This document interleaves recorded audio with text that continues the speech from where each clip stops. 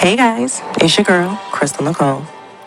So, Sean Kelly has been a major person used to prove that Tory was guilty of shooting Megan Thee Stallion.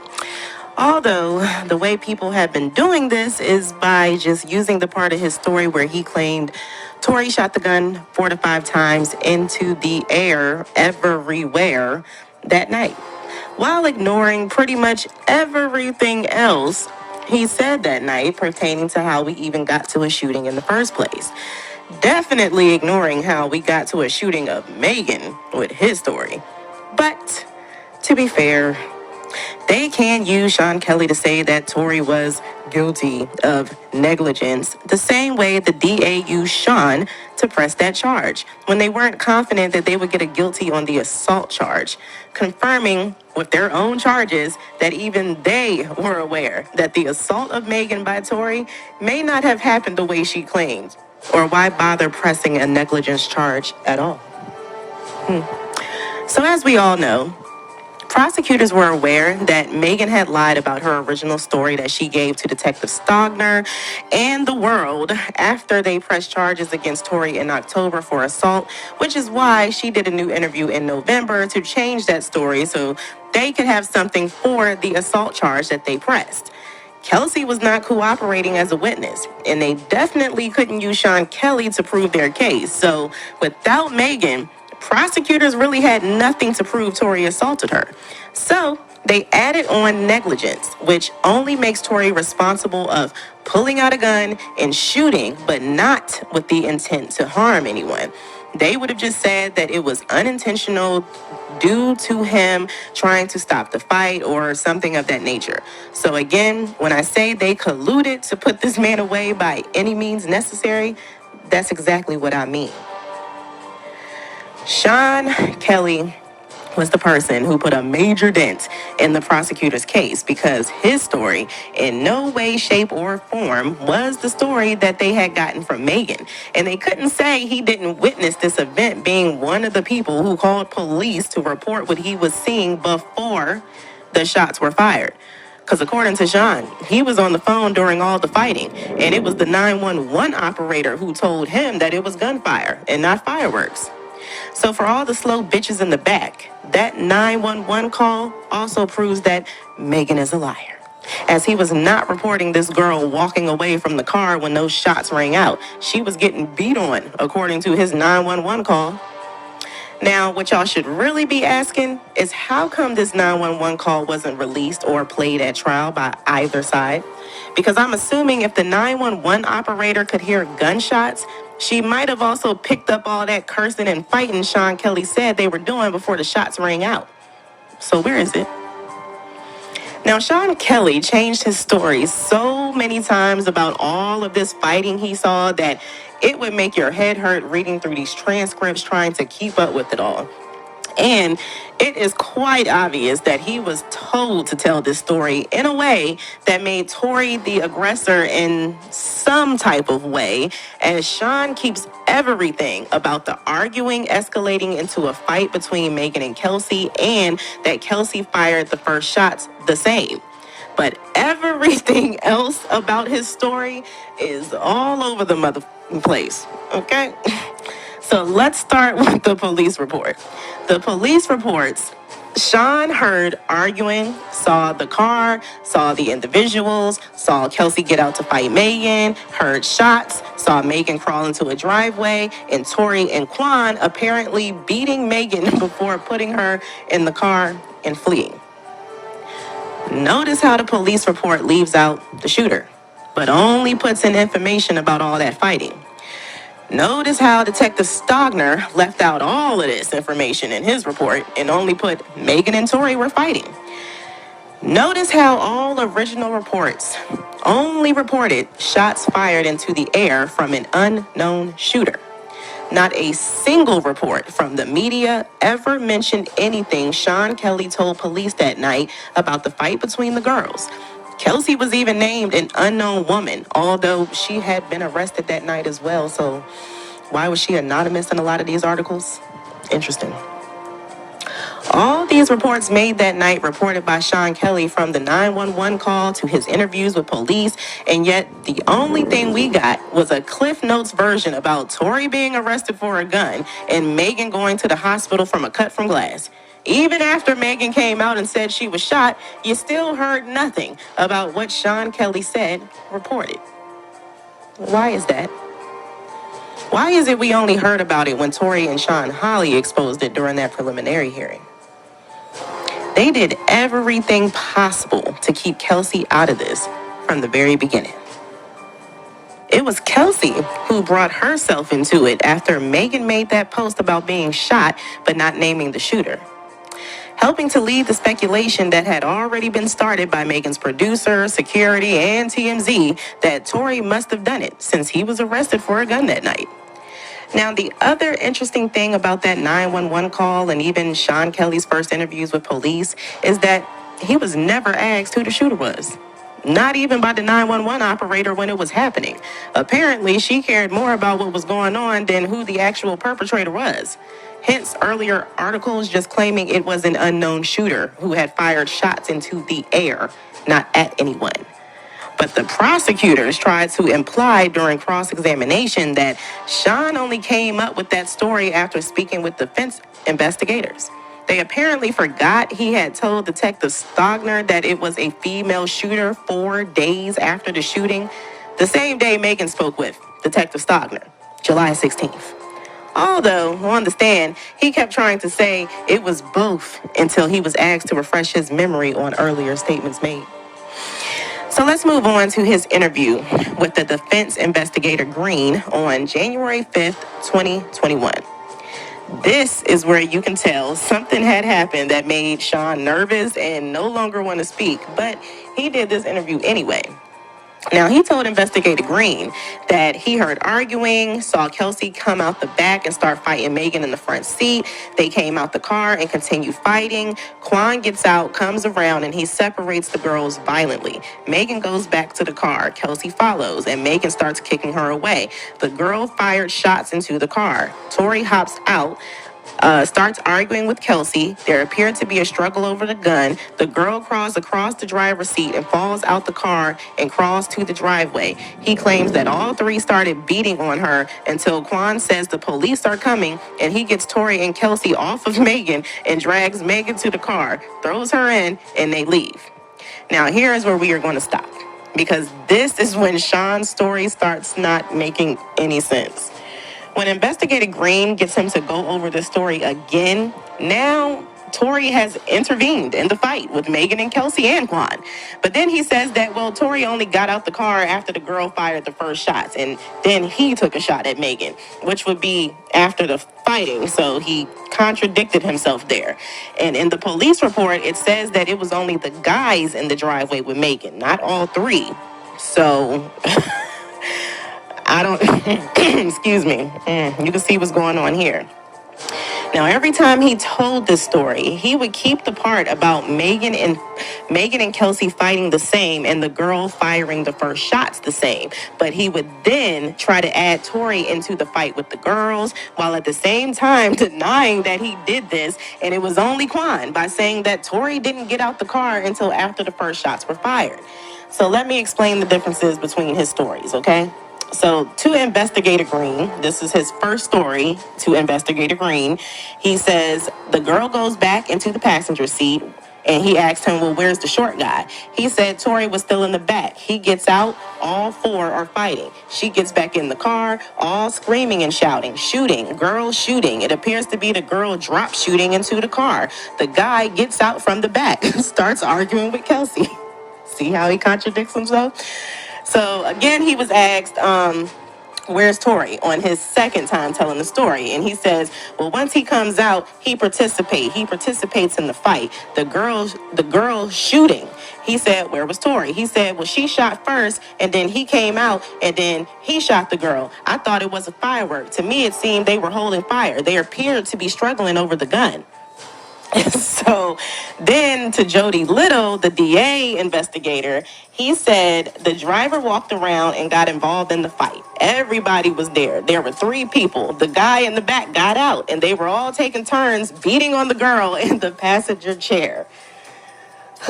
Notice how he can't keep his story straight on when Tory got out the car and keeps trying to involve him in a fight with Megan and Kelsey and then contradicting those claims by saying Tory got out after the shooting. Notice how he doesn't mention anything about a struggle over the gun with the DA, but he did with the defense investigator and Detective Stogner in previous interviews. Notice how Tory is all of a sudden brightly dressed during the shooting. And we all know what he had on.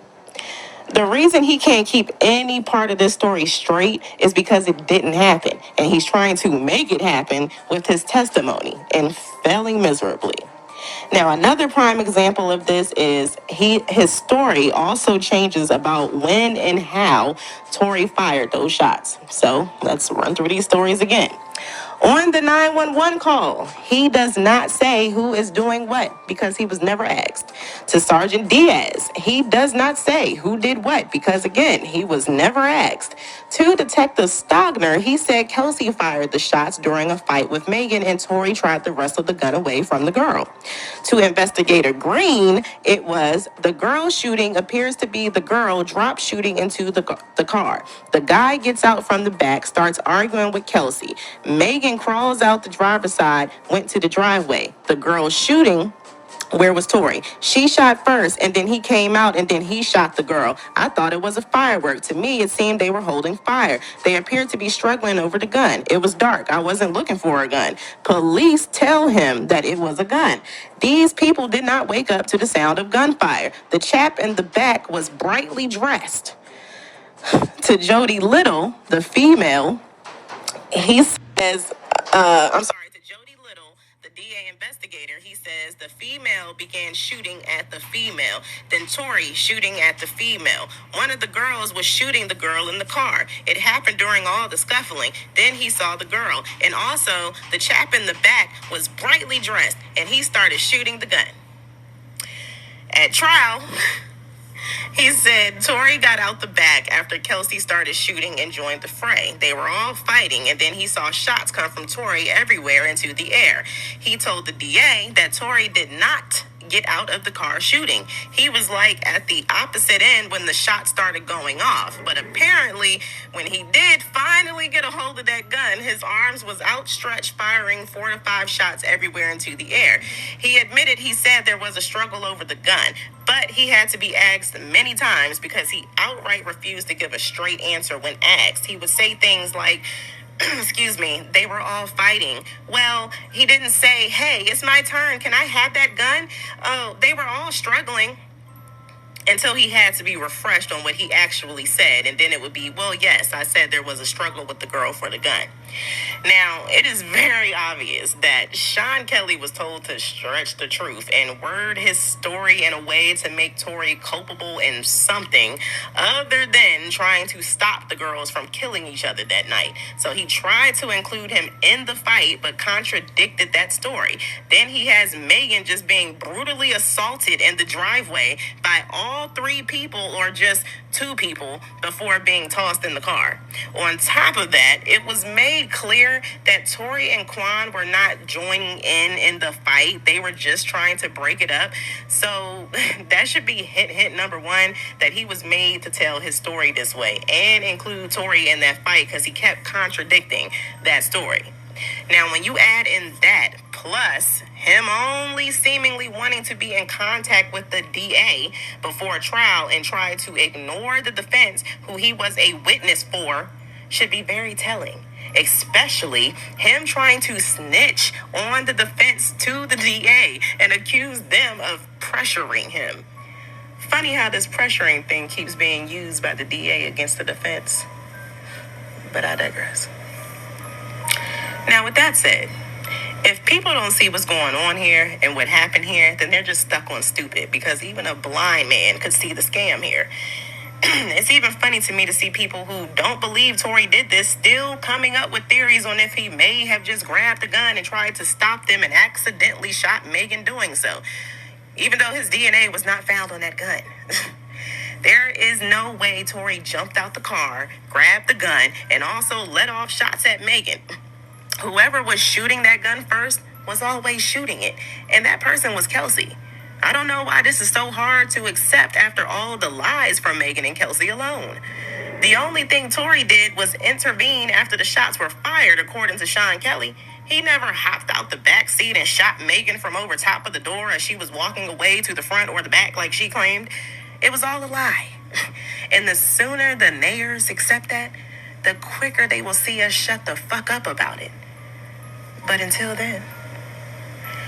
Now, what I really want to know is why Sean Kelly told Detective Green that police had found that gun there at the scene where he was, and why they were dragging people out of their homes at gunpoint after they found it. Apparently, this was shocking to Investigator Green when he heard it, and it was shocking to me too. So inquiring minds want to know, did y'all find that gun near Sean's house or in the car when you pulled them over? Given all the shady business we've seen taking place during this case, I'm going to need someone to answer this one. Because if this happened, is this why we haven't heard from a single neighbor about this case outside of Sean?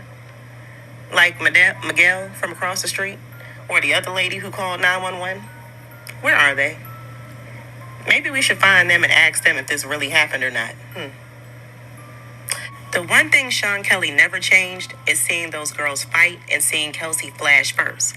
Everything else he said was intentionally contradicting to make him seem like he wasn't credible. And it worked. Because the first thing people talked about was how contradictory he was and how the defense shouldn't have used him as a witness because he placed Tory as the shooter, while consistently ignoring the one consistent part of his story about Megan and Kelsey that never changed. There was not two shooters of Megan. There was only one. And if you want to say, well, Tory was shooting after Kelsey, I'll have to tell you to prove that with some evidence, because what reason would Tory have to shoot Megan after Kelsey did and he didn't even intervene in their fight? Y'all really believe he said, fuck it, my turn? Or does it make more sense for him to have hopped out the car to try and protect his girl like he told police that night?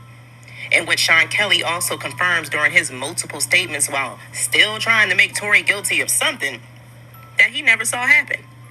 He just assumed that Tory took the gun and shot it. He never said Tory got out that car shooting at anyone. So that's where that ends. And last but not least, for someone who acted like he didn't want to be involved in this, he sure hunted down his neighbors to see if they had spoken with police about this and was wondering how come nobody had come to see him like they had done his neighbors.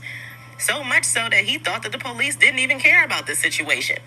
He had no problem speaking to police that night and 4 days later. But all of a sudden, when it came down to rehash his story 6 months later, now he's fidgety and he doesn't want to speak. And he has all these exaggerated stories to tell, to the point that George even had to call him out as being an uncooperative witness on the stand because of the way he was answering questions and saying he didn't really want to be there. So again, obvious that something happened from July to January that I guess we will never know about. I wonder if he, Miguel, and Mary still stay at their addresses or have they relocated. Just curious. Anyway, with that being said, that concludes this video. Leave your thoughts below, and I will see you all later. Goodbye. Okay, everyone, before I start this video, I want to give a shout out to Crystal Nicole on YouTube for this video and this investigation. I've been telling you guys time and time again that Tory Lanez didn't shoot Megan Thee Stallion. I've been telling you guys on all of my social media that look at the evidence, look at the facts in this case. We all know that Tory Lanez was railroaded. And because of Sean Kelly's testimony, how he contradicted on his testimony because of the prosecution. And obviously, we all know that Tory tried to intervene before it got worse. It's been known that both Megan Thee Stallion and Kelsey Harris, also known as Kelsey Nicole, was in a fight between them all because of Tory Lanez. That's facts. Even even Sean Kelly even said that in his testimony. But again, they all still think Tory shot Megan. But I also told you that Kelsey was the one who pulled the trigger throughout all of this, because again, basically it was a fight. It was basically a fight between Kelsey and Megan, and obviously there's evidence point towards that. Plus the gunpowder residue, was on Tory's, but not on Tory's hands, but on Tory's arm, which proven that Tory did not even hold the gun on the gun barrel. Let alone he didn't, with the magazine of the clip, Tory's fingerprints wasn't on the magazine of the clip, let alone the barrel of the gun. I told you guys this. But then they let prosecutors like Kathy Ta force Sean Kelly to contradict himself on his testimony, saying that, yeah, Tory got out of the car and had some shots, which basically there's evidence that Tory's fingerprints wasn't even on the barrel of that gun. Let alone, there's also evidence that Tory Lanez's fingerprint wasn't even on the magazine of the clips. So tell me that. Give me, and I'm going to tell you like this. They know exactly what they did. How they flip-flopped this case since day one. Tory was wrongfully convicted of shooting Megan Thee Stallion. Wrongfully convicted. So the judge in this case, the jury was mostly women in this case, as well as the dirty prosecutor, Kathy Ta. All of them worked together to try to make sure Tory's getting sentenced. While Kelsey everybody know Kelsey was the shooter. And then prosecutors say, well, we ain't gonna, she even though that she was arrested, prosecutors made a deal to get her immunity to testify, so they can get her scot-free without purging herself, and then blame all this on Tory. Well, it worked, and thanks to that, Tory was going to spend 10 years in prison over a lie. Both Megan lied and Kelsey lied, and this is proof. This is the court documents. This ain't no fake and phony. Oh well, ain't no hearsay on social media. These are straight up court documents that's been released. And again, I'm gonna give a shout out to Milagro Grams. She even read the court transcript on her shows, proving without a reasonable doubt that Tory did not shoot Megan. Everything, and Rock Nation, they didn't. Crystal Nicole didn't put that. Rock Nation was also a part of this as well. Don't think that, Desiree Perez, the CEO of Rock Nation, cocked this story since day one,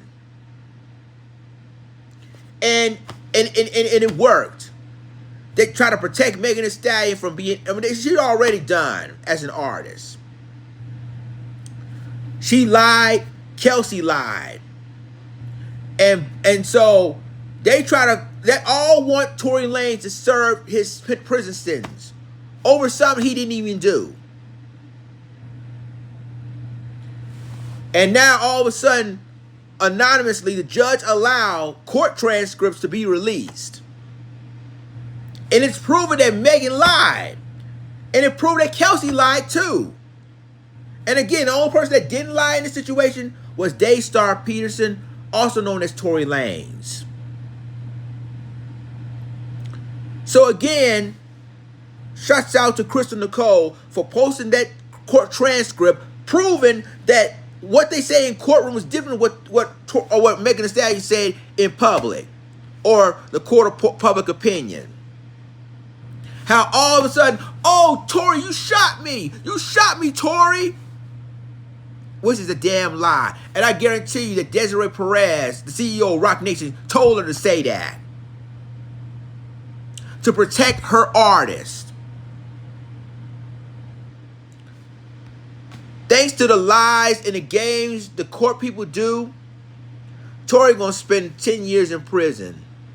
Will not see his children, will not see his entire family. And blame not only the system, but blame Desiree Perez, Jay-Z, Rock Nation, Kathy Todd, the prosecuting attorneys, everybody that's involved in this. This is shameful.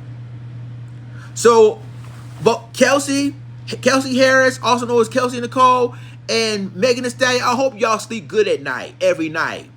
Because have you ever heard the word karma? Karma always get back at you at the end. How you did Tory Lanez. Tory Lanez saved both of y'all lives that night. Because if it wasn't for Tory intervening, one of y'all would have got shot. Seriously.